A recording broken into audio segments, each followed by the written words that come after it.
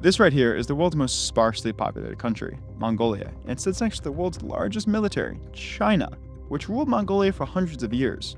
So why hasn't China just invaded Mongolia to take it back? Welcome to Buried Origins. Today we'll be answering exactly that, so let's get into it. Okay, so China used to rule Mongolia for hundreds of years, although funnily enough, it was Mongolia that ruled China before that. But the Chinese state lost control of most of Mongolia in 1911, and since then, it hasn't returned. Essentially, China descended into decades of chaos and internal fighting, and the Mongols exploited the distraction to establish themselves once again as a separate entity. But the Mongolian state was weak and still faced domination by China, and so Mongolian revolutionaries asked the Soviet Union for help, and the Soviet Red Army marched into Mongolia in 1921 and put the Mongolian People's Party in power. The Red Army stayed in Mongolia, and the new country became a Soviet satellite state. But of course, the Soviet Union fell apart, and the People's Republic of Mongolia ceased to exist in 1992, replaced by modern Mongolia.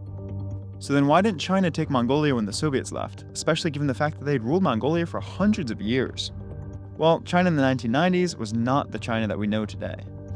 In the 1990s, China was still very much a developing economy. In 1995, its GDP wasn't much bigger than Spain's, and the Chinese model of economic growth very much relied on close trade ties with the West, ties which had just been strained by the Tiananmen Square massacre in 1989, and which would be hurt further by invading and annexing an independent UN member state, something the international community was at pains to illegitimize and punish, like when they undid Saddam Hussein's annexation of Kuwait a few years prior.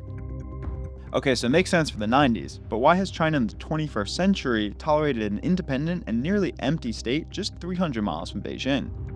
The short answer is that the repercussions of an invasion outweigh the benefits. From an economic perspective, there's just never really been a reason, as China came to dominate the Mongolian economy, essentially owning all of its mineral resources through contracts and investment.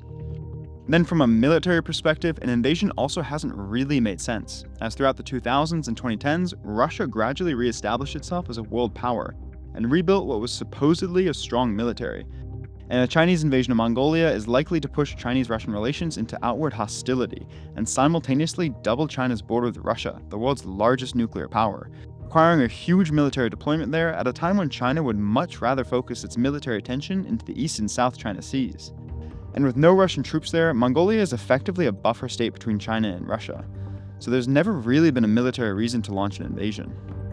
Now in the 2020s, a few things have happened that reduce the repercussions of an invasion for China.